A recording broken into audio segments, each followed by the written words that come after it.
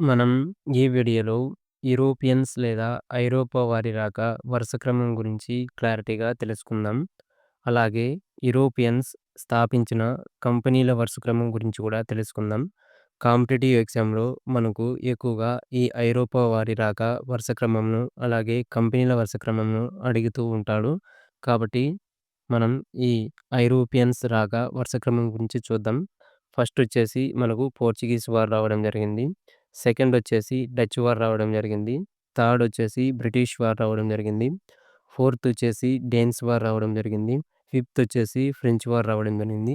ఈ విధంగా first Portuguese, second Dutch, third British, fourth డేన్స్, fifth French ఈ విధంగా 5 మంది యూరోపియన్స్ మన భారతదేశానికి వరుసగా రావడం జరిగింది. నెక్స్ట్ వచ్చేసి మనం కంపెనీల వరుస క్రమం కూడా చూద్దాం.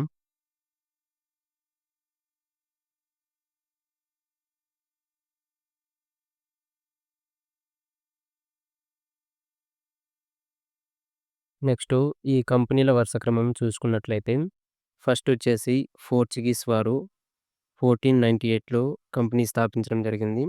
సెకండ్ వచ్చేసి బ్రిటిష్ వారు 1600లో బ్రిటిష్ ఈస్ట్ ఇండియా కంపెనీని కంపెనీని ఏర్పాటు చేయడం జరిగింది.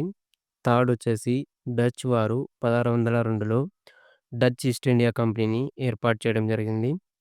ఫోర్త్ వన్ వచ్చేసి డేన్స్ వీళ్ళు 1616లో డేన్స్ ఈస్ట్ ఇండియా కంపెనీని ఏర్పాటు చేయడం జరిగింది. ఫిఫ్త్ వచ్చేసి ఫ్రెంచ్ వారు వీళ్ళు 1664లో ఫ్రెంచ్ ఈస్ట్ ఇండియా కంపెనీని ఏర్పాటు చేయడం జరిగింది. ఈ విధంగా పోర్చుగీస్ వారు, బ్రిటిష్ వారు, డచ్ వారు, డేన్స్ వారు, ఫ్రెంచ్ వారు 5 మంది వరుసగా ఈ సంవత్సరాల్లో కంపెనీ అనేది ఏర్పాటు చేయడం జరిగింది.